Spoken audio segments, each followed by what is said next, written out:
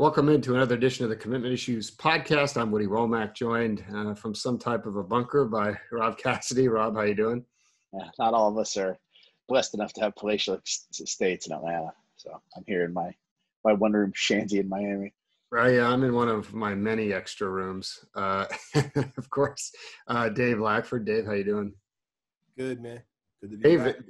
for those of you who haven't watched on YouTube yet, Dave has a matching outfit every week that's usually Philadelphia themed. Rob's got like a Mets theme going, but I think Dave wins again of the three of us. I didn't know we were in a competition. I might have to start breaking out the matching hats. Yeah, I mean, you're gonna have to get the light fixed too. Yeah, no kidding.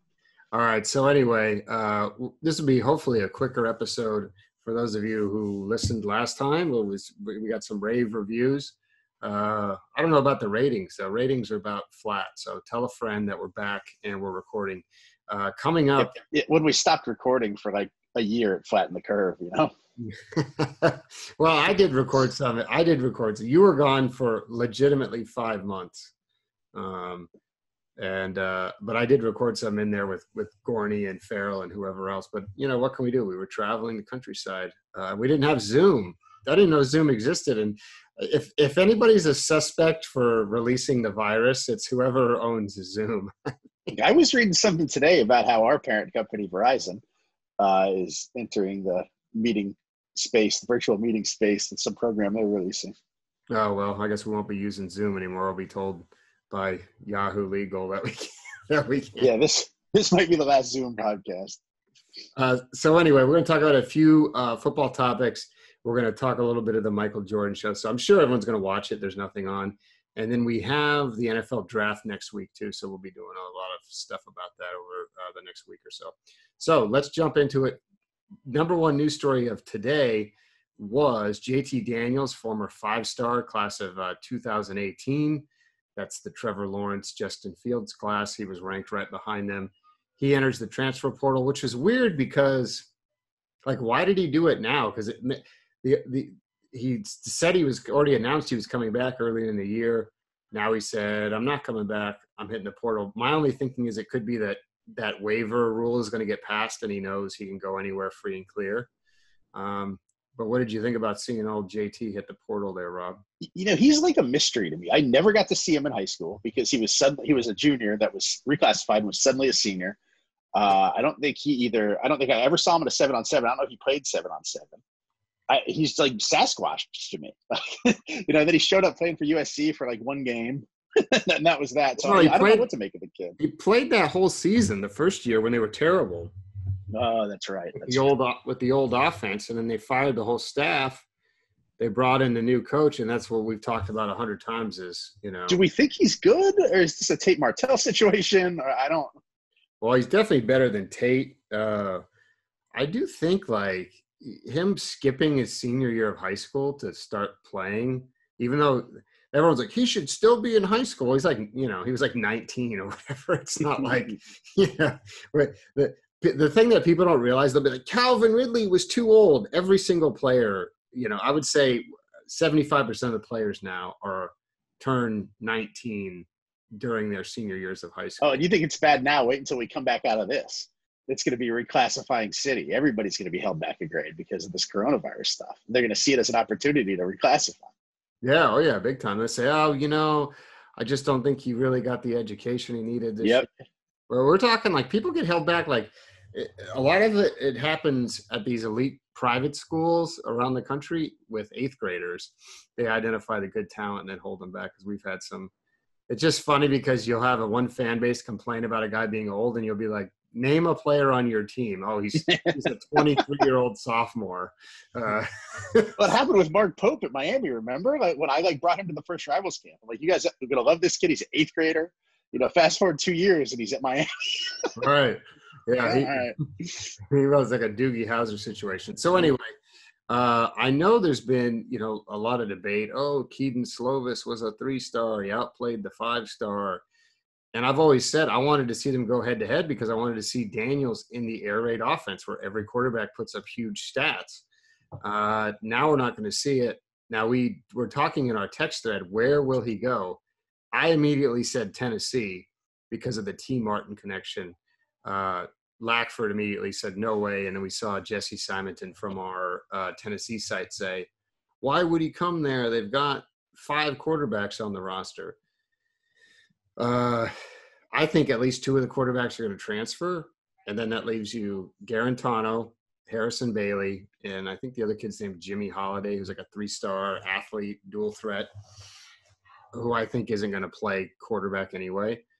So I think if I'm Tennessee, I'd rather have J.T. Daniels and Harrison Bailey going head-to-head for the job than having Jared Garantano and Harrison and the rest. You're going to have to refer. Do Tennessee fans like or hate Garantano this week? I can't keep up. Well, he's never talking to the media again, remember? I forgot I was told that. But no, I can't keep up. It's like a Felipe Franks situation. I get confused whether they like him or hate him.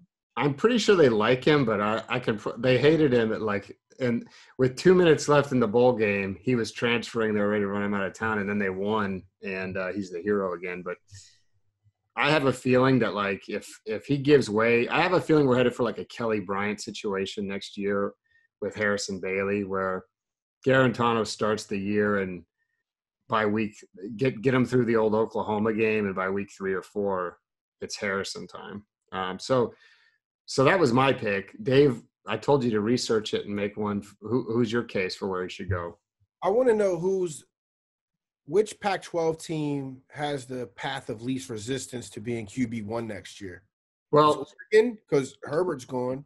Here's I couldn't tell you who the quarterback at Washington State is.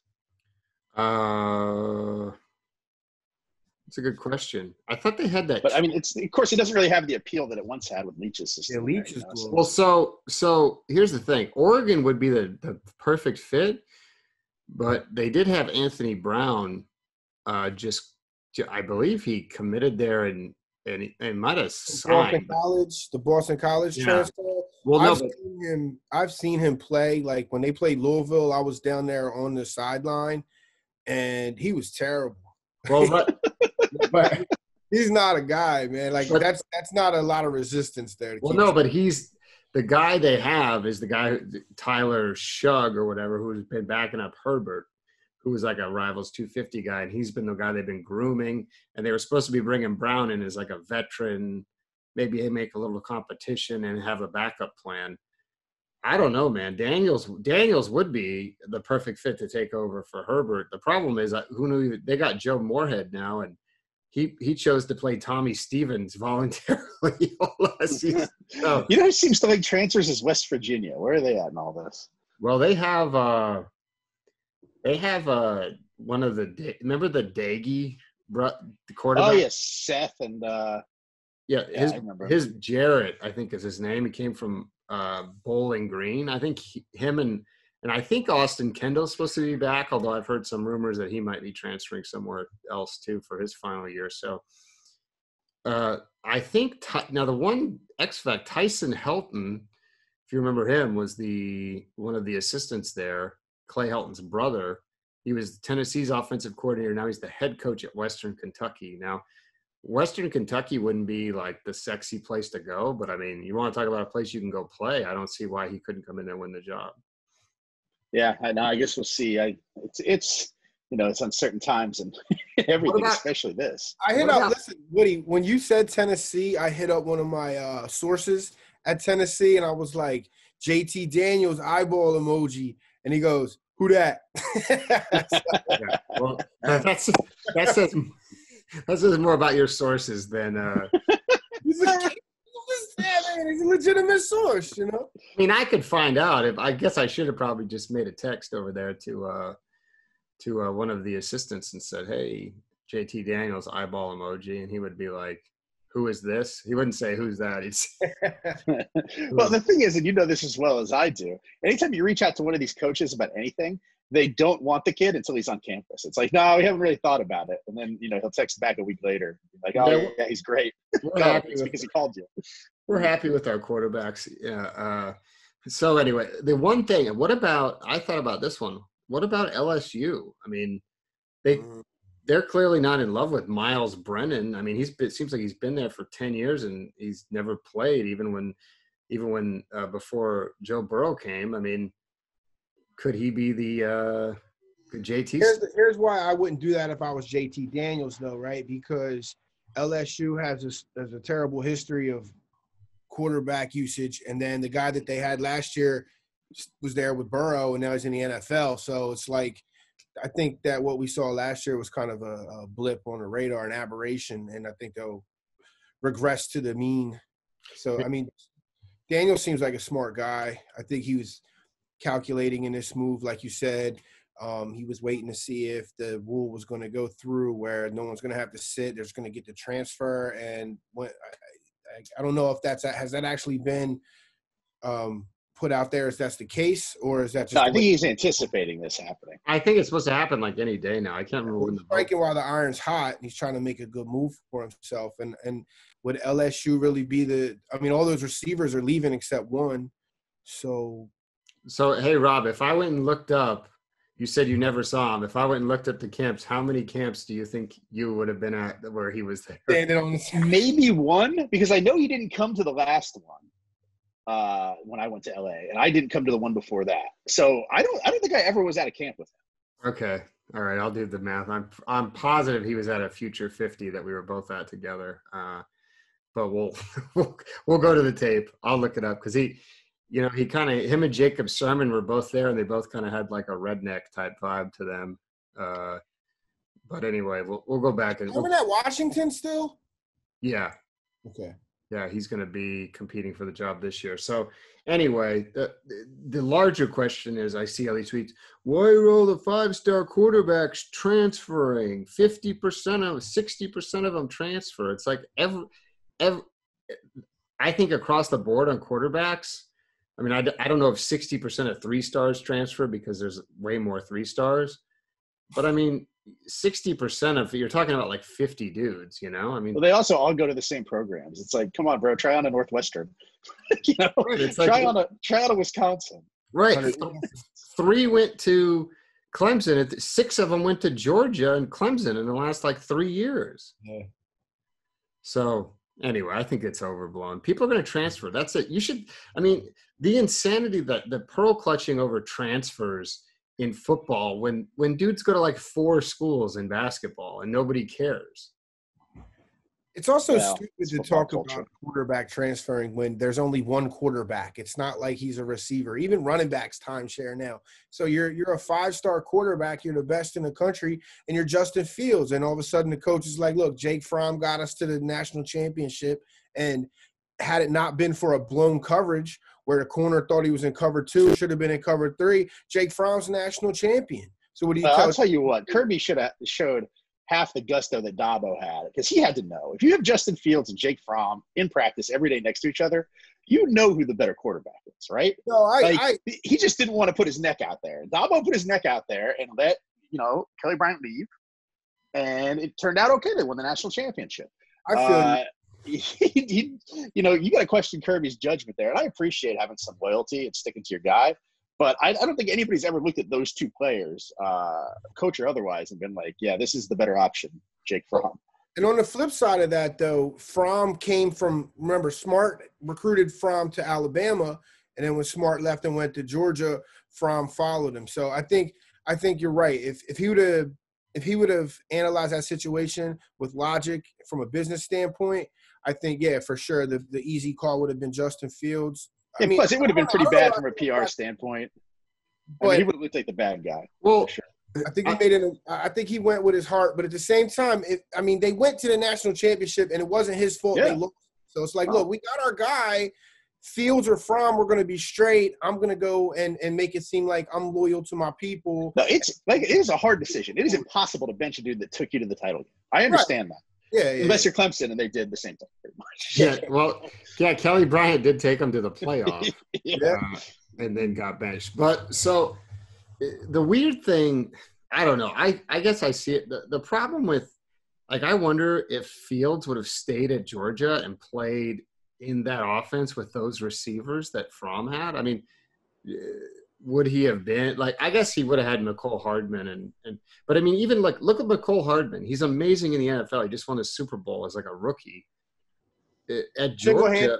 Right. What did he do at Georgia? I mean, really, like He was hurt some too, wasn't he? Didn't he miss like half a year with some injury or something? No, he started it. They started him at DB, and he spent a whole season not like playing special teams. I thought he was hurt too for some reason. He was hurt. Did you guys see? Speaking of, well, wait till are we going to get to the draft? I'll bring the injury thing up when we get to that. Let's move on with this segment, and we'll come back on that with the draft. You want to talk about these fake video games? Yeah, baby. I want to talk about Brock, whatever his name is. Okay, so it's kind of hard to explain. I'm trying to pull up the I'll try to take it if you want. Okay, go ahead, Rob. You explain it. Yeah. All right. So from what I understand, a person, I'm going to assume a kid, has been bored in quarantine and has started playing NCAA. What was the last NCAA football game? 14? 14, yeah. Started playing NCAA 14 in like a dynasty mode or something. And he has created Twitter accounts. Road to Glory. He's created Twitter accounts for all the fake recruits, a bunch of fake reporters. I believe like there are some fake pro wrestlers in there. It's like a extended universe from a different video game that are all commenting on each other's things. And fake coaches. And they're all like tweeting like real recruits. And fake reporters. Yes, lots of fake reporters. So this is how I got involved. Rob brought this to my attention because some kid from Illinois, a quarterback, 5-star quarterback, tweeted out that he had an offer from Louisville, right? And I'm like, what is this? And I had no idea that this was going on. So I don't know if Rob knew about this before. I already knew. I'd seen it. I didn't know. So I see this thing, and I'm like, who is this guy, man? And I see that he has like a real header, but he has like a fake video game avatar. So I'm like, I don't know what's going on. So I look his name up on the high school that he claims on Max Preps. I don't see his name there. So I'm like, just a fake recruit. There's no huddle. I'm going to just put it out there because what's going to happen is on my message board, I'm going to have a bunch of people saying, Dave, we offered a 5-star. We want to hear about from Connor Noland. The other site, TOS mentioned it, but you didn't mention it. Hold on, I'm trying to figure out. Yeah, there he is. What's his name here? Okay. So I tweet out that it's a fake tweet, and Rob's like, hold up. No. Leave him alone. It's the end of the world. Because it's just some kid having fun. I don't think he was trying to fool anybody. If he was trying to fool you, his picture wouldn't be pixelated. Yeah. Now I don't think he was trying to fool me, but at the time, I'm like, oh, here we go with this again. You know what I mean? So we've obviously had issues with the catfish situation before, but there has to be – I thought it was one person at first. There is no way. It's got to be like it's huge. There's way too many Twitter profiles doing. So here's the tweet. You guys are watching that video. Is that Madden? They got a game film from NCAA football on there. He's like, watch my film, and it's it's video game footage. It's pretty awesome. Okay. What I think is great is that one of them. Did you see the other night? One of the fake recruits got a DUI, and they had footage from the DUI and it was shot on Grand Theft Auto. Yeah. Footage from Connor's DUI, lost his offer from Texas Tech, and it's like a screenshot of this guy playing Grand Theft Auto swerving into the guardrails. It was also the weakest Grand Theft Auto DUI of all time. Like he wasn't like jumping off or ran from a building and flipping. He's trying to make it realistic, man. He rode through a light and hit a curb. So what's the weirdest? The funniest part about the people getting duped is the kids are like whoever's doing it is doing it like so. Like the kid will say, hey, I'm committed to Washington State. And then like 6 hours later, he's like, it's like weeks. He tweets like, just beat USC as a true freshman, blah, blah, blah. Yeah, and then like, obviously like a bit, Right. So so Northern Illinois assistant coach, which you can see on the screen, Thomas Hammock got suckered in. And he says, so this will be with the tweet of the week for you. Well, and okay, we need to specify that this kid was minding his own business with this fake video game thing. He did not tag the coach. He did not at the coach. He did not DM the coach. The coach took it upon himself to do this. All right, take it away. So Thomas Hammock DMs him and says, I'm the only person that offers scholarships, and I did not offer you. We don't – This is the real Thomas Hammock, by the way. We don't play those games here. Shots fired in the DMs coming strong. So the kid sends a picture of the recruiting of the Northern Illinois recruiting board from the video game. Yeah. And says, there must be some mistake. I just got offered by Northern Illinois. I'm so close to gaining this scholarship, coach. And then the coach says, come on, let's not start this. It's already bad. Kids posting fake offers. Still doesn't get it. So then he says, I don't know what you mean. This real, but you're not going to get this world-class talent on your team when I announce my top 5 next week. He blocks him. And then the coach blocks the kid. And then Coach Hammock blocks him. Now, so some point today, which speaking of which, by the way, I have the Twitter account blocked that posted these screenshots for some reason. It's called @CFB Home. Right, That's but I've been. Because Woody got in an argument with them. Oh yeah, I definitely probably got in an argument with him, blocked them. But how can a coach of a Division I FBS team he's the head not coach, take the time? There's somebody claiming an offer from your school. You don't click on the profile and see that all his film is video game film. You have to yell at the kid. So Coach Hammock, who's I didn't even know this guy was the head coach. By the way, he says due to NCAA rules, I'm not allowed to comment on specific recruits, even from the class of 2014. I'd like to state that all of our offers are committable and come personally from me. People pull offers every day. We're not in that business. Honesty is a policy. Man, he got me with the laugh. Yeah, he did get you, Coach. Yeah. Coach got what's funny is after the guy posted the fake recruit posted the screenshots and said like they pulled my offer and turned it into like a body. Turned it into a storyline. I mean, I was clicking through this yesterday. It is amazing how deep it is. Like, not only do you got the fake reporters and the fake recruits, he's got a wrestling video game universe of fake wrestlers that he's created that the wrestlers interact with the football recruits. And they compliment each other on the matches and their high school games. I mean, it's a real tangled web this man's weave. So, listen, I interacted with the Butch McGuire kid, all right? He's a 5-star. You're talking about him like he's real. So Butch McGuire, right? I got the fast track on Butch McGuire's recruitment, right? So he's like blessed to receive a Louisville offer, right? And I was like, this is a fake account. And he's like, not a fake account, sir. I'm a prospect at NCAA Football 2014 EA. Please respect my decision. Amazing. Bold red exclamation marks, right? So then some dude, takes sports too serious guy, comes in a day later and goes, congrats on your fake offer. And he's got like Leonardo DiCaprio, gift, whatever. And then Butch goes, it was a real offer in NCAA Football 2014. No worries. Louisville is falling fast on my list. So I was like, dude, he's a Kentucky fan. And then Butch goes, thanks for the heads up, Dave. The facilities and your legal expertise are keeping Louisville in my top 7. I want to have – and I was thinking I want to ask the kid to come on the podcast, but I can't decide if it would be better if we had the kid himself or if we could get one of the players in character. Right. I like the character because like some of the kids I mean, there are fake coaches too, like because on that game you could like coach a dynasty and then get hired by other coaches. Yeah. So you've got coaches announcing that they're leaving. Some of the heights and weights are like hilarious. If you go look at the kid, it'll be like 5'9", 300 pounds or whatever. Well, yeah, I think we got to have one of these characters on. But there are two. Also some of them will put two, like this, like Baldwin Haynes has a 2.3 GPA. Well, I just love how intricate the bios are. Like his bio says small town product, undersized and underestimated. Like this is somebody that follows recruiting extremely close. Yeah, right. They're dead. Oh, here's one. Look at this kid. I don't care how many stars you got to show me. No, this might be somebody that works in our business. Well, because they made yeah. So they made a fake Rivals reporter too.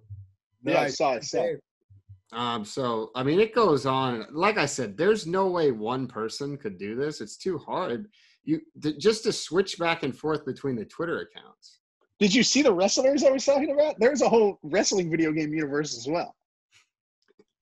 I don't know, but I got to make sure. I got to get that. They do tweet at the Rivals account sometimes. Man. What they say, the world won't end with a bang, it'll end with a whimper. I want the kid on the show. All right, so we'll get him on, but instead of like having this video, it'll just be like one of those avatars, like the faceless Rivals thing.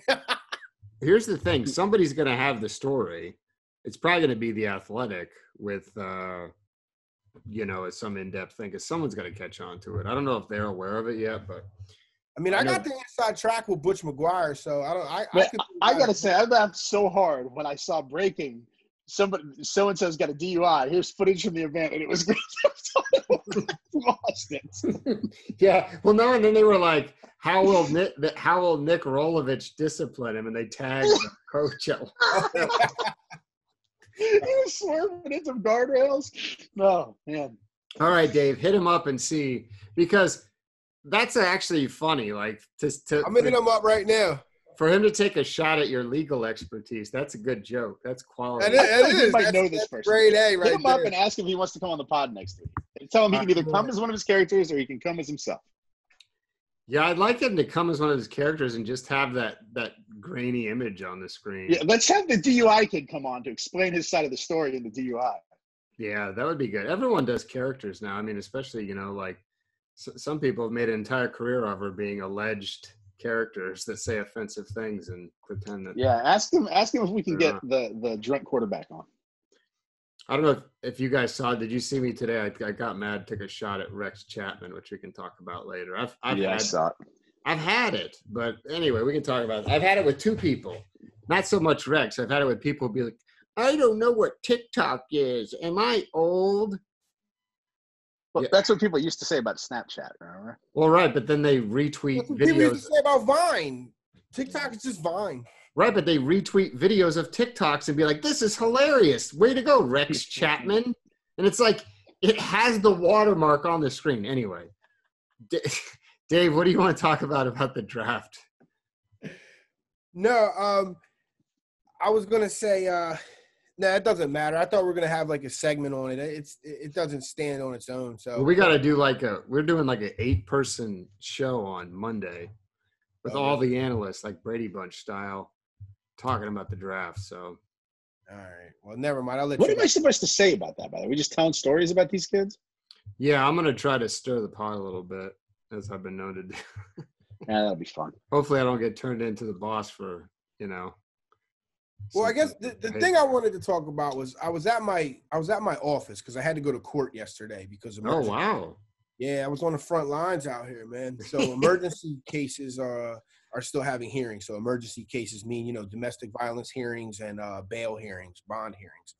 And so I'm walking through my office and always in the lobby, there's this huge TV up there and it's always like First Take, and Damian Woody's on there and he was talking about Tua.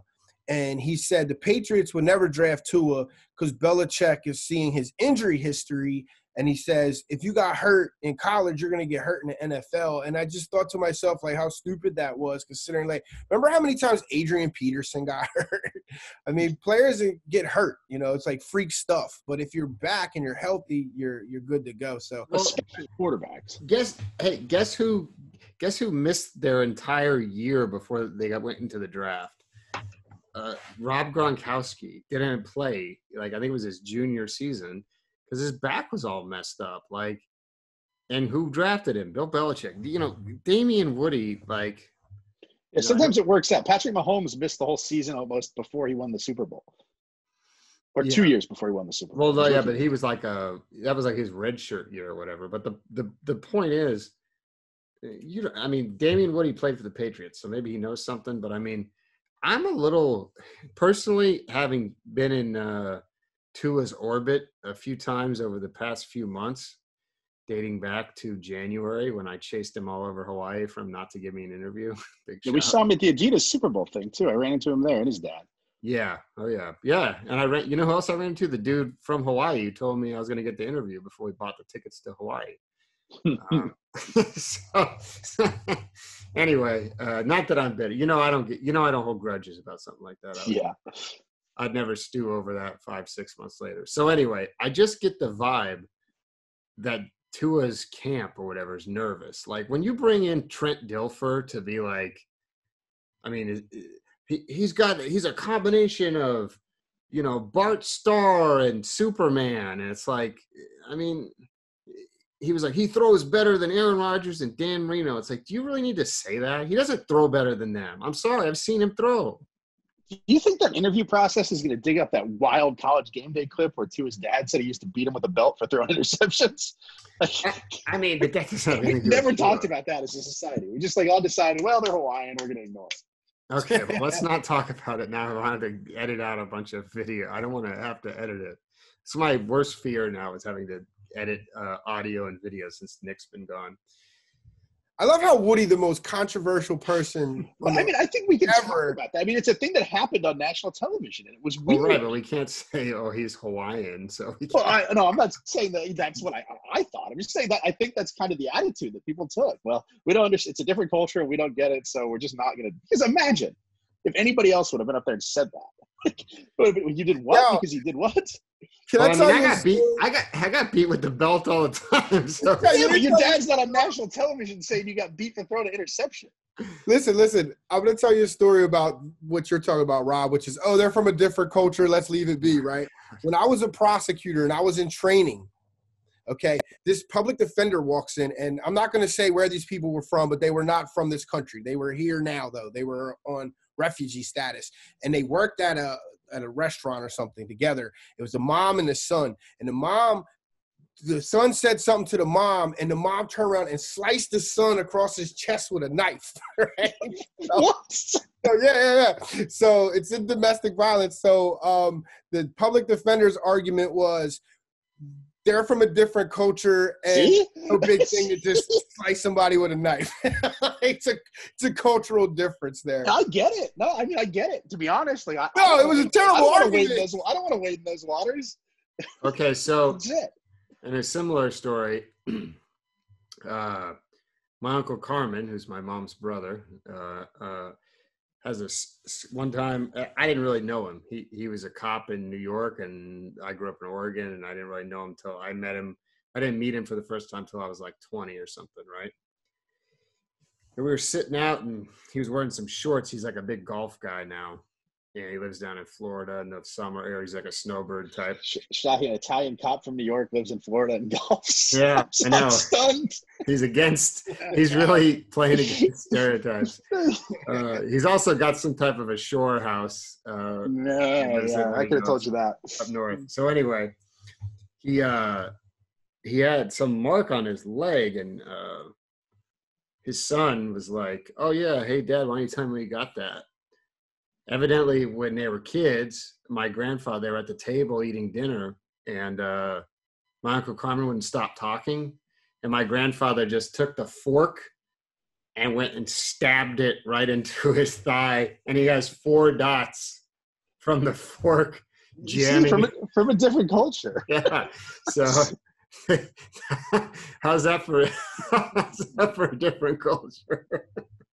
So anyway. I think you knife slashing one. Woody, you're a habitual one-upper, but you failed on that one. I'm sorry. Well, that's not a one-upper to somebody getting slashed across the chest. No. That worked by your mom. What happened? Did you let him plea out, Dave, or what? I was in training. I didn't handle that case.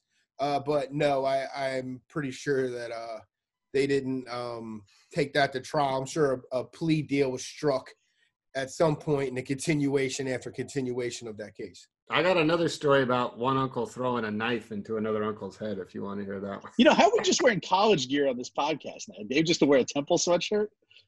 Yeah, I guess so. It's Philly, man. All right, look, there's not Temple. The Temple site doesn't even have a subscriber, bro. All right, so I can wear a St. John's hat then? No, you can't. Sure. And the Temple site does have subscribers. Probably might have more than the site you work for, Dave. So. No, it doesn't. No, it doesn't. Yourself. No, it don't. Hey, you're picking it up, man. Look on the Louisville site. It's popping, man. The boards are hot. If you're a Louisville fan, subscribe. We got a deal going on, free to August 1st. Sign up. Get all my and you get 24/7 Dave. Yeah, you get access to Lackford. Lackford's at your beck and call. You could talk to him at any time you want. But that should be its own site. I'd sign up for that site. So anyway. The Michael Jordan documentary, Last Dance, is that what it's called? Anyway, we're all going to watch it because there's nothing to watch. I love the NBA. I think we're all really into the NBA at that time. I wonder how much Rob was into the NBA at that time, because I was into the NBA big at that time. Okay, so Rob, Because the reason that I have this take is because I was in the NBA big at the time, and I just, as a Knicks guy, I just developed a hatred for him.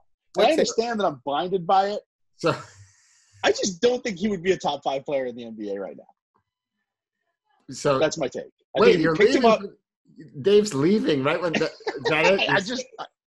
Yo, my kids are down there wilding out. Hold on. He was leaving because he was so mad at me saying I didn't think Michael Jordan was a top 5 NBA player. I know it would have been a good. So your take is that if Michael Jordan, what year Michael Jordan? Any year? Any year, you pick him up and just drop him off right now. He's just not big enough or fast enough. It's just a different game. Like, imagine the look on his face if he saw 7-footers popping 3-pointers. That didn't happen back then. It's just a different game. Everybody's look at the way LeBron James is built. Yeah, he looks just like Karl Malone. Who cares? No, Karl Malone never looked like LeBron James. Oh my God! See, this is what I'm talking about. Karl Malone is a little doughy. Vision is history. This is where Rob's age shows. Rob is slightly younger. This is a stupid debate. It's a debate that everybody has on every First Take show. I don't want to have it on. We're not debating LeBron. We're not debating who's the. He wouldn't be a top 5 player. That's insane. Yeah. I just think he'd be an average player in today's NBA. I didn't say average. I said not top 5. What? Yeah. Thank you, Dave. You weren't listening. That's No, because I know what the argument was based on what you texted me, and I was in court that day, and it actually threw me off from my game for like 20 seconds when I looked. Just think the body types and the not really working out the way guys do now, and not having access to the same kind of supplements. It's just a different build, and it's a different speed of game. Yeah, but if he came up now, he would have access to those things, and he would do. I know, but that's not the argument. The argument is we're picking him out and just dropping him in. Look at doughy Karl Malone. It doesn't look like LeBron James. Look at how doughy he is. Yeah. Look at that vein popping out right there. That dude is jacked, dog. Come on, he had some access to some supplements for sure. So. The problem is, Rob, how old were you in 1997? I am terrible at math. I don't know, middle school? Right, that's what I'm saying. Your sports watching, you were just entering the time when, because that's around the time where you're like, everybody sucks, this guy sucks, that guy. Yeah. You were. Well, and like I said, I admitted that, it's partly because I love the Knicks so much. Here's why Jordan was so great, right? I hated Jordan. I was a Sixers fan, and when they traded Barkley to the Suns, I started rooting for the Suns, right? And I hated Michael Jordan. Like, I wanted him to fail like you did, Rob.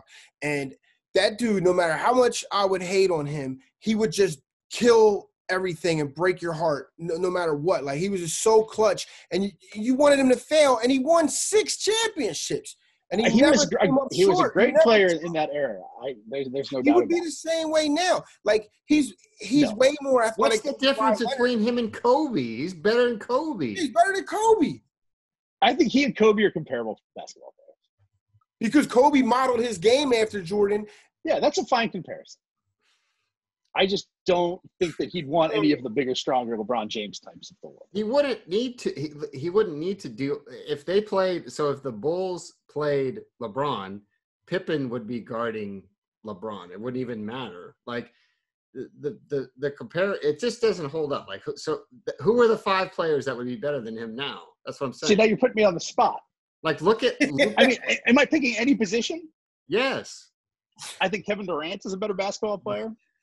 He's just built different, man. Like, look at them. All right, look at this. Yeah, he's tall and skinny. All right, so let me ask you this. What is the scientific reason that every year in the Olympics we set new world records? They get broken because people are getting bigger, stronger, and faster. That's evolution. It's happening. There's a reason that swimming records get broken every year. Track records get broken every year because everybody is getting more athletic. It magically doesn't apply to basketball. No, it's still, it does apply to basketball. If you talk about the same thing. If you talk about getting bigger, stronger, faster, across the board. You're talking about like bending time and space and going back in time to pluck a dude from that era. We're saying that if Jordan, the Michael Jordan that was born in that time was born in this time. See, now we're having 2 different arguments. That's fine. If you want to have a Twin Peaks discussion about bending space and time, that's fine. No, listen. I'm talking about the guy that I watched play for the Chicago Bulls against the Knicks in the playoffs. If I could kick him out, drop him on the Nets right now or wherever, how would he fare?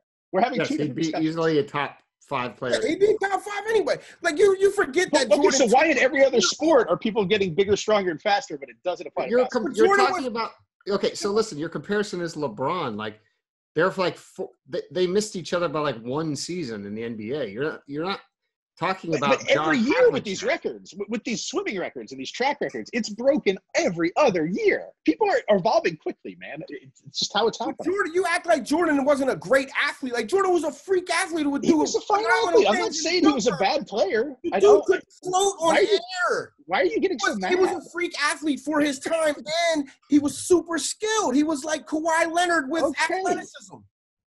He would be fine today. He took a year off. He took a year off from the sport and went and struck out a bunch of times playing baseball after his dad died, and he came back and still dominated. Let me tell you something, because I'm pretty sure that if they designed an android that made every single shot he ever took and was 6,000 for 6,000 from the floor and could dunk on a 13-foot goal, people would still be like, well, Michael Jordan made his teammates better. You know, he's not as good as Michael.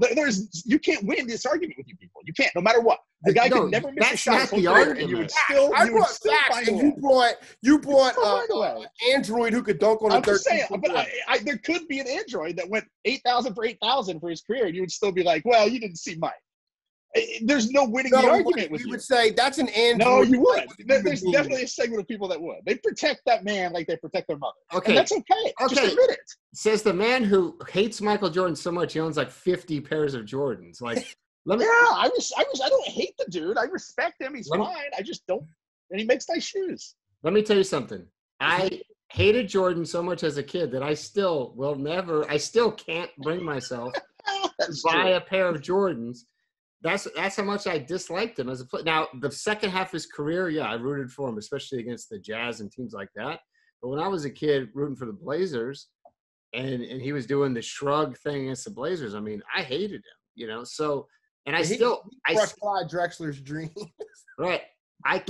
like, 13 threes in that game or something? He's a good basketball player. There's no doubt about it. Is he good? He's great. This is just like Tom Brady was all right. You're all defensive. This is the worst take you ever had about. Yeah, I know. I like it. In all time. You got him on the ropes right now. I feel like I made some pretty good points. I just 2-on-1 is a tough battle to fight. Yeah, when he was beating you up and then he tagged me and I came with the It's going to be 4. Like I said, there's no way to convince you. There's just no way, no matter what. It would not matter if he never missed a shot. Ridiculous. We're not having that argument. We're not saying who's the greatest player. We're arguing your point. Yeah. That he wouldn't be. You're telling me, like Dave said, in Jordan's last season with the Bulls, which we're about to watch, he was way more athletic than Kawhi Leonard is now, who's arguably. Well, let's look at the guys he's playing against in this documentary. I just want to see what they look like. Just at their body types. I'm going to be sending you screenshots. I showed you what they look like. But even the worst players in the NBA look like that now. Like bad players look like that. They do not look like that, bro. Let's see. Pull me up. Mike Muscala does not look like that. Let's pull me up Jeff Hornacek trying to handshake Mike. Jeff Hornacek would have made a great NBA player today. You want to know who's one of the best? Right, JJ Redick. He's JJ Redick. Jeff Hornacek is JJ Redick. What? You want to JJ Redick is athletic. No, he's not. Compared to Jeff Hornacek could show up at the 24-hour fitness in South Miami, the last guy picked. You want to talk about people, if they played now, Jeff Hornacek would make 200 threes a season. Okay, I'm going to show you someone else who plays in the NBA now that's one of the top 10 players. And he's completely unathletic. You're going to put Russell Westbrook up. Or you're going to put Harden up on the screen, aren't you? No. Put James Harden up there. I'll put Luka. Look at him. There you go. He's got some length to him at least. Hornacek didn't have that. Well, Hornacek was a bit. Robin's flailing right now. Robin's flailing. This is bad audio. We cannot keep doing this. It's great audio. What are you talking about? It's bad audio. It's because we're having two different conversations. No. Dave's talking about Michael Jordan developing in this era and having access to. We dropped that and we said. If we apply your rule. You're moving the goalpost. Exactly, you dropped we moved it back. I can't keep up 2-on-1. I just can't. No. Time out. Hold on. You said if you went and first of all, here's what you said. If we went and plucked him out of that's my argument. Yes, with his feet dangling in the air, we plucked him and dropped him in. his feet dangling in the air and dropped him at center court on the Nets with KD and Kyrie Irving against. He would be the third best player on the team. Yes, Milwaukee. You just say he's better than Kyrie Irving. That just shows like how little you watch the NBA. Yeah, Kyrie. You don't watch the NBA enough, Rob. There's no way like that. I haven't watched the NBA enough in the last 5 years. That's for sure. But I watch a significant amount of games a year. I probably watch 10, 20 games a year. It's not like I'm one of these I don't watch the NBA people. Right, but he would be okay. So you think Russell Westbrook will be better than Jordan? He can't even shoot now. He can't get past the first round of playoffs. I would just like to see the kind of numbers Jordan could put up in today's game. If you they would 96 Jordan and played him against Kyrie Irving today, and they had to play 10 one-on-one games, Jordan would win all 10. Kyrie might not even score in a couple of those. See, you're just saying things now. Like, there's no way for you to know that. You're just saying We're talking things. about plucking a dude from a year and bringing him now. We're all just saying things. What are you talking about? I don't know. I'm done with this conversation. It's stupid. This is so the take is now officially on the record, and the audience can sound off and tell us what. That's fine. I got invited on the show and ambushed by 2 people. I didn't know this was coming. No, and then ganged up on. Dave didn't know the take. Nobody knows the take. Only I know because I've had to hear it 50 times, and it gets more ridiculous every time I hear it. I'm sticking with it, man. We'd be like, oh yeah. Like I said, the Kawhi Leonard one would be the best one. Now, okay, the one guy you could argue who would be like a freak compared to Jordan is like Giannis, but no one has ever been like him. And guess what? He still can't shoot. So, Wilt, maybe you could say Wilt was a freak like that. Wilt could. I just think you guys are remembering the guy being a little faster, a little bigger, and a little stronger than he really was. Here's what's going to happen. This is why I wanted to have this discussion now. You are now going to watch this show with us, and you're going to be like, oh, wait, he is bigger. He's faster and more athletic and better than I remember. We'll see. Because I will watch the stupid documentary under protest.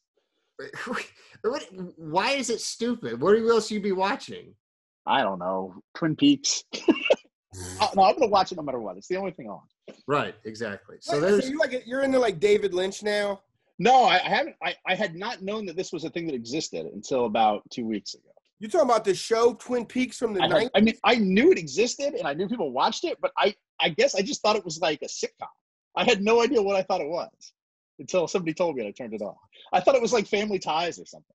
Meanwhile, Rob, speaking of the 90s, hold on, Rob. Speaking of the 90s and bad players, Charles Smith. Remember that game? Was it Game 6 in the Eastern Conference Finals where Charles Smith had like 7 putbacks blocked? What are you talking about? You don't remember Charles Smith getting rejected in that game where he tried to keep – I think it was a game where Starks dunked on Jordan. It was the putback game where Charles Smith missed like – See, now the fact that he calls himself a Knicks fan and doesn't know that is I do not recall this game. I remember no more basketball takes from Rob Cass. I remember the Starks 2 for 18 game against Jordan. Which that's the one that stands out from that series is Starks 2 for 18. Okay, well you're right. Dave's right. If you don't remember the Charles Smith play, you don't remember Charles Smith, man. That we're moving. We're moving. Like epitomizes the history of the New York Knicks. This, like I said, it doesn't say anything about Rob's Knicks fandom. It says about Rob's age. He was not old enough. To remember what was going on at the time. 2 or 3 years makes a big difference. Especially, Dave's way older than us, even though he doesn't look like it. The Charles Smith game, now the argument would be he got fouled 1 or 2 times on those putbacks. But anyway, that's that. We can move on. Maybe. Meanwhile, you're watching Twin Peaks. I can't get you guys to watch Atlanta. I don't understand how. I'll get to it. I mean, I don't have anything to do now. I'm watching all kinds of shows. You have to. Can you guys please watch Dave Lackford? I'm on it. I'll watch Atlanta next. I just finished my series that I was watching. Which was what? It was called The Mick. It's got Caitlin Olsen from who plays Dee in Always Sunny in Philadelphia. That series is hilarious. I watched it. I watched all like 20 episodes of it, or however many episodes of it. However many episodes were on Fox over the years. It was a show that should have been on HBO. It definitely was not a Fox like national. Like they were doing crazy stuff on there that it blew my mind that when I found out it was on Fox, and that's why it got canceled. It's a great show. If you're not doing anything, check that out. Hey, real quick before we I might mess around and finish Game of Thrones too during this quarantine. No, don't bother. What network was Twin Peaks on originally? Because I'm watching it and I'm like, who aired this in the 90s? Right? No, I think it was on like Cinemax back in the day. Yeah, it was on one of those. Yeah, it was either Showtime. It was definitely something you had to pay for. Yeah, it was on. I think it was on Cinemax or Showtime. Have you guys seen it? Yeah, I've seen it, but I don't remember it. But I didn't watch the new one. I think I watched the old one. See, I'm watching the old one. And I tried to know there was a new one. What's the old David Lynch movie where the guy was like, Heineken, we drink Pabst Malt, or we drink PBR. You don't remember? Donnie Darko? No. So he's got that one. He's got Mulholland Drive. Mulholland Drive, that's what it is. Mulholland Drive. Which is one of the weirdest things I've ever seen. I love that. And then this. Okay, so that's what you're watching right now? Yeah. Okay, so I wanted to recommend this TV show called Dave. Yes, that was what I was going to recommend. If you like Blackford, if you like Dave, you'll love Atlanta. All right, I'm on it. It's about that rapper, right? Lil Dicky. Yeah, it's basically Atlanta, but with Lil Dicky instead of the main character, and he's hilarious. I mean, he's from Philadelphia too, so it's right in Dave's wheelhouse. And it's got Taco on it. Taco's from remember Odd Future? Yeah, the creator. Earl Sweatshirt. Taco was the producer. Taco. My only exposure to Little Dicky is that annoying song he has with Chris Brown. Well, so he makes fun of himself and his like general. I mean, Little Dicky it's like a Curb Your Enthusiasm type thing, except with Little Dicky. It was. I feel like they bit Larry David. I mean, well, no. The dude who runs the show with him is Jeff Schaefer, who works on Curb Your Enthusiasm with Larry. Okay, that makes sense. And he worked on Seinfeld, and he did The League also. Yeah, because Dave and Gator's dynamic is just like Larry and Leon. Larry and JB Smooth. Yeah. Yeah. So highly recommend Dave. Highly recommend Atlanta. Is the season of Dave over, Dave? No, it shouldn't be. It can't be. I don't know. I've only watched been 8 episodes so far, and I feel like they haven't wrapped it up yet because the last one was. No, don't spoil it. I've only watched like 4. So. Okay, no, I don't think it's over yet. Okay, so those are our quick recommendations. Next, I had on my list. Okay, so are you guys still listening to podcasts? I know a lot of people actually aren't, despite the boredom, because you're not going anywhere. I'm not in my car. So I haven't listened to a podcast since this started. Okay, so I still listen to a lot because I'm listening to him. I'm listening to him as Charles Smith. So I've been listening to him while I'm around the house. I'm out in the garden doing stuff. I'm always listening to him. Like I have my headphones in at all times. I listen to like 30 seconds at a time. And since a lot of the sports podcasts I listen to, kind of like us, we don't have anything to talk about, so we're talking about the Michael Jordan show. They'll just randomly talk about a game, and they'll be like, oh, we're rewatching Game 6 of the 2004 Stanley Cup playoffs. And then they start going through it like you watched it. It's like, I don't remember it. Like, so. Like Rob don't remember Charles Smith. Well, so I sent one to Rob the other day because it was about the Mets. It was about the Yankees-Mets World Series. And they went through Game 1, like inning by inning of a game that I might have not even watched at the time. But it's not like they give you a heads up ahead of time so you can be like, let me watch this like a movie. And it keeps happening on multiple podcasts. They're like, all right, we're going to talk about, like Bill Simmons did one the other day of the Bulls. Like, oh, we're going to go to the 92 finals, Game 4. And then they sit there and they talk about it in depth. And you're like, I didn't watch it. I don't know what you're talking about. I think there are certain games you can do that with. And it's a very short list. Well, I think the Texas USC Rose Bowl. Okay. I think everybody's pretty familiar with that. I don't think there's a single baseball game. Well, guess what, Rob? I can bring you. I got Al Leiter. I got all types of anecdotes. Steve Traskell. None of those games, except for maybe Game 5, the last game. Glenn Allen Hill. It was a Glenn Allen Hill. Glenn Allen Hill. Two different Bobby Joneses. Yeah. So, Rob, I would advise listening to that podcast because Al Leiter was a really good interview when they talked to him. He's an interesting dude. If you can get him and you can get Traskell, those are two pretty wild, interesting guys for interviews as far as that goes. That's a complaint of mine because I can't take any more. It'd be like if next week we just didn't give you a heads up and we came on here and we were like, all right, we're going to talk about the 2009 Under Armour game. we just Oh, God, could you imagine?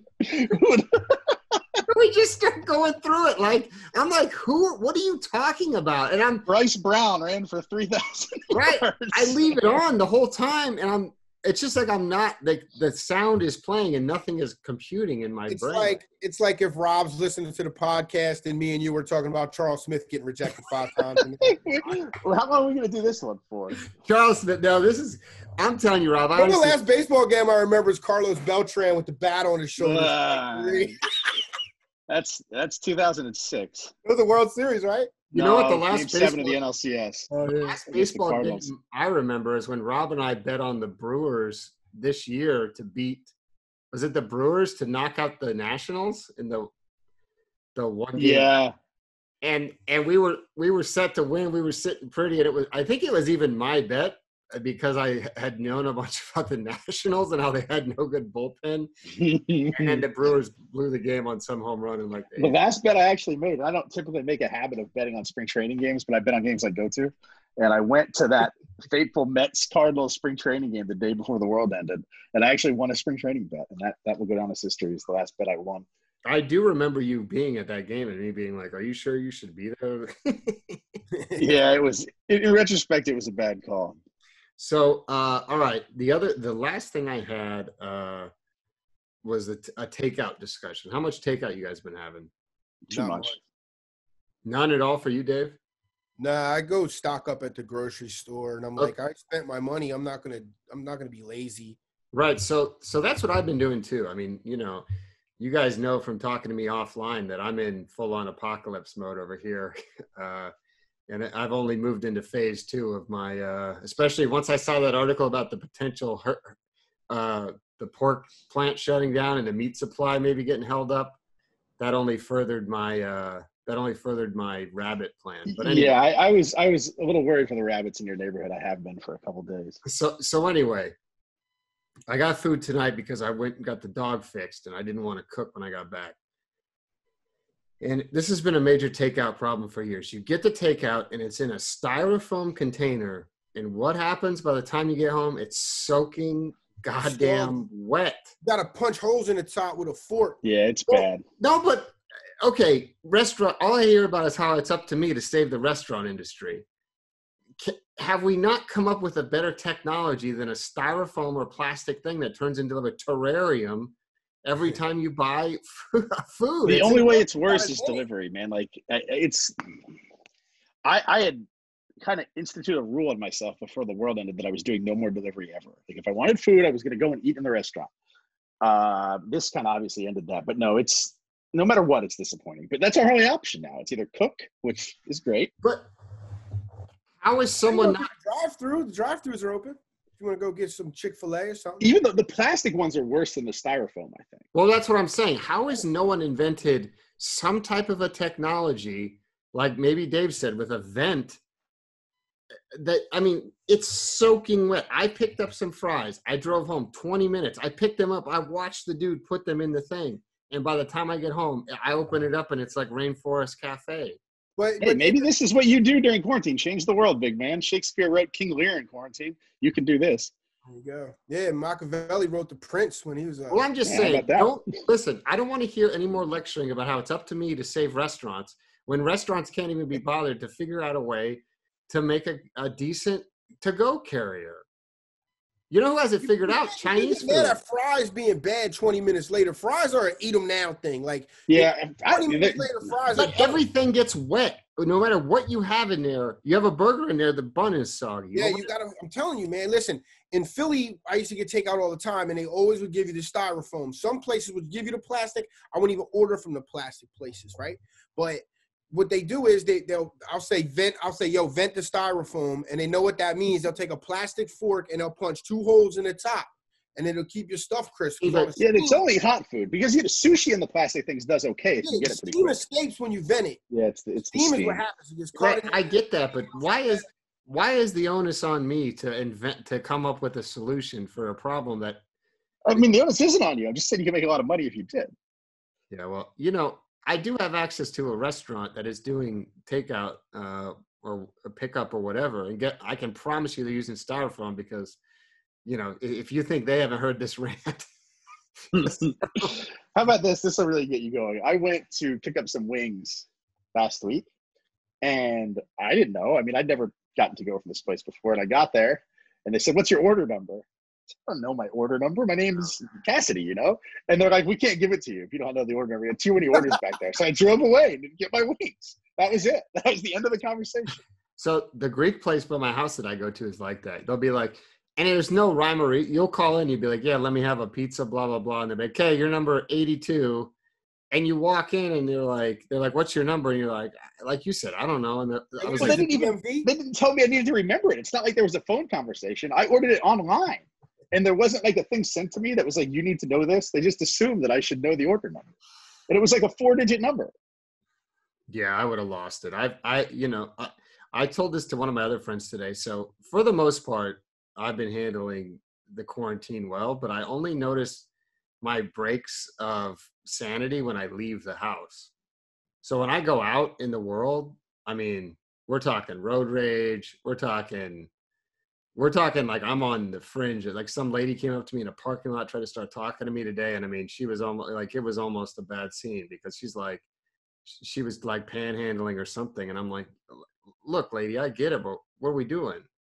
How's I that? went out today. March 2019. I went out today for a drive and drove all over the city. Not a single person honked, and that is insane for the city. Well, like there was no honking. See me because some trucker got a little mouthy with the horn to me today, and you best believe it was a lot of expletives, horns, middle fingers in had across.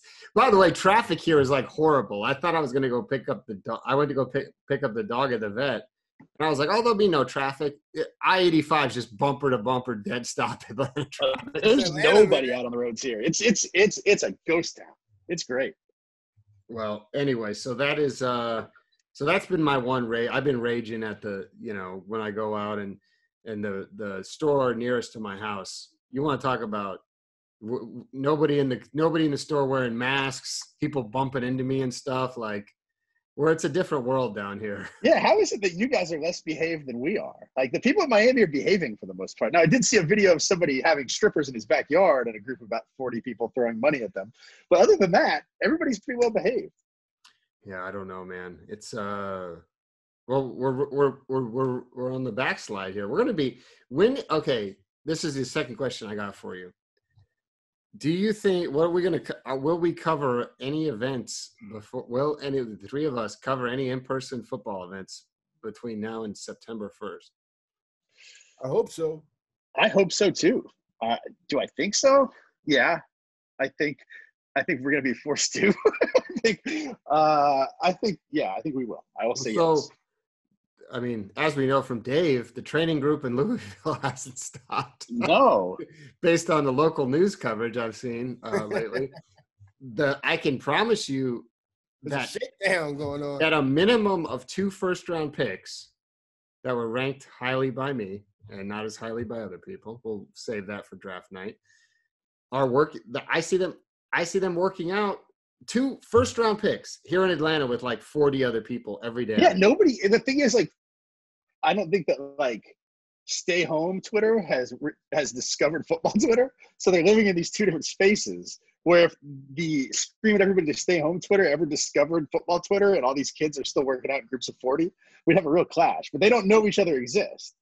So well, they operate in 2 different spheres. I think we're on the downslope, man. People are getting really mad, dude. People are out in mass. You see they just parked 2 refrigerated trucks at the hospital down the street from my house. So the downslope looks like a stack of dead bodies.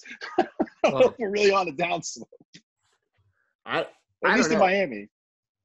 Well, you may be. I think like what Dave said. People are going to go out here soon, whether we're supposed to. But, I mean, here's the thing. Where are they going to go, bro? Like, Jacksonville's going to open the beaches, I saw, of course. But if there aren't bars and shops and gyms and restaurants, are they just going to go stand in the road? There are going to be bars and shops. They're going to open stuff up, man. What's the enforcement mechanism if I go open my restaurant up right now? I don't know. And like I said, I'm not a medical doctor. I don't know what's safe and what's not. I don't think that if they open a bar right now, I would go to the bar. Well, you wouldn't, but yeah, you wouldn't. I wouldn't go to the bar right now. I'm good. I'm chilling. Y'all go ahead, go storm that beach. You know what I mean? Yeah. Go take that hill for me. Let me know how it works out. Talk to me in 2 to 4 days. What about Johnny? What if Johnny's opened? No, I still would not. If Wood Tavern opened, I would give it a second look. David, did you come with us to Johnny's? Have you ever been? Nah, I need to go down to Miami with y'all, man. No. You need to come to John. I'd much rather go to Johnny's. We don't need to go to Miami. If you want to meet people from Michigan, we can go out in Miami. If you want. Well, there are places in Miami to go out that isn't Wynwood, and you can meet real people. But yeah, if you want to meet people from Ohio, Wynwood is the place to go. Nah, man, I meet real people in Louisville all the time. I'm tired of real people. I'm tired of earnest, nice people. I want to meet some superficial plastic. Let me tell you something, Dave. Oh, you can do that too. We'll take you to Johnny's, and you'll have a 65-year-old sugar mama taking care of you. You'll be shutting down the law firm. Let's go. Hey, I got to move to suburban Atlanta and live in like. How have you never been? How have you never been? The problem is when you come to Atlanta for like the 5-star, you end up hanging out with the plebes, and you don't end up with us. Nah, what did we do in Atlanta? We hung out. We went to some restaurant. It was lame. Yeah, I won't get into what happened that night, but let's just say somebody on this call was overserved, and for once it was not me. Was that the night? What I do? Nothing. I'm just saying you were a lot that night. I'm always like that. No, that night we went out. The only reason we went out like that is because we had to work until like 10 o'clock, and it was the only restaurant we could find, remember? No. You're talking about a different night. I'm talking about the night before you got there. It was like me, Dave, the girl from the Arkansas site. Well, yeah. Oh, yeah. We were wilding out that night. No, yeah, but that was a fun time. Dave is talking about the time the three of us went to dinner at Two Urban Licks, remember? Oh, yeah. That was I think the the opposite night of Rob's talking about, I was out discussing like socioeconomic plight with a homeless dude for about 30 bro, I had to pull you out of a bodega. You were having a conversation that cannot be repeated on this podcast. Bodega. Let me know what it was. I'll remember. Well, I know you were riding those scooters, and guess what? Yeah, I'll tell you what it was when we get off. Guess what? The one benefit we've had. You want to talk about us being the virus? The virus is the scooters, and the scooters are gone. They've been pulled. They're nowhere to be found. Have you seen them anywhere? They're gone. I can't wait till they're gone. I'm going to drive a scooter to Atlanta. I don't know if they had to be picked up or if people just threw them in the lakes or what happened. No, they're gone. Corona got all the scooters. They're all gone. So anyway, all right. That's enough. Let's so hopefully we can watch the show on Sunday. Maybe we record on Monday for the Jordan thing, because it's going to be. I can't wait for the listener feedback. Rob's Twitter is @Cassie_. Look, the two takes that I've taken the most flack for in my life are that, and then I don't think Tupac is a good rapper.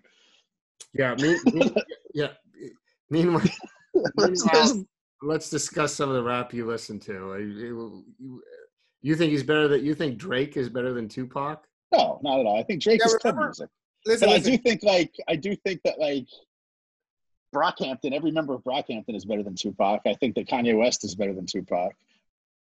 When we were at the 5-Star Challenge, Nas dropped that garbage album. Nas is, of course, much better than Tupac. That album is great. That album is trash. And Rob's sitting there on his computer with his headphones in, and he just keeps saying, "Cop shot the kids, cop shot the kid, cop yes, shot the kid." That's right. What are we doing? Shut up. I'm vibing. No, Rob has no flavor, man. You said that one line over. He's right. Over and over. He was broken. I don't even realize I'm doing it sometimes. He was like Rain Man. It's a good album. To Cincinnati. No, he didn't get that far. It was only that one line. It was cop shot the kid. Cop shot the kid. Yeah. Over, because that's the song. There's a. That's the beat. That's not the line. That's the beat. Like. The beat is and he's rapping. It's the worst production thing ever because it's a Slick Rick sample of him saying "Cop shot the kids, cop shot the kid," and then Nas is rapping over Slick Rick's vocal. It was trash. It's a great album. It is a trash album, and it's. I'm not going to sit here and have hot take competitions with you. Look, if you think that, that's great, Dave. I'm not here to have first take hip hop edition with you. We'll have that next Congratulations. episode. Happy for you, buddy. No, but I hope it makes you feel really good to have an opinion and yell about it. Dave does, I'm just saying, like, Dave calm does down, make Skip. Dave just made a good point that you were singing the lyrics that weren't even lyrics in the song. You were singing the Slick Rick part. I didn't realize that. That's the beat. Yeah. Have you heard the song?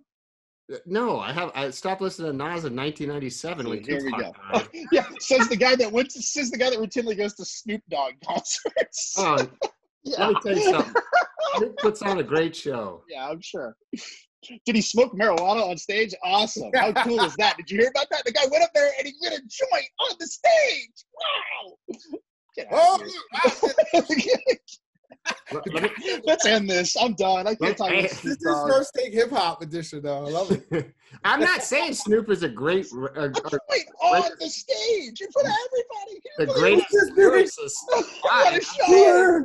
I'm saying I like to go watch him live. Now, you could go watch Nas in like a 10-person venue because nobody wants to go see him. So, All right, we're done. Let's get out of here. Yo, tell me, don't hang up yet. Oh yeah, let me know when you're done recording so I can tell him. hey, when did Stillmatic come out? What was It's that? Illmatic and Like 95. 2001. No. When did Stillmatic come out? Oh. Like 2000. Yeah, 2000. I 2001. think. All right. What was that? What was that Nas song with the little kids singing? I know I I can. know I can. Yeah, there we go. That's rap. That's not good. That's real hip hop. Nobody's 1,000% shooter. You know, everybody's got a bad album. He's got that one. All right. That wraps it up for us. We'll be back next week. Bye.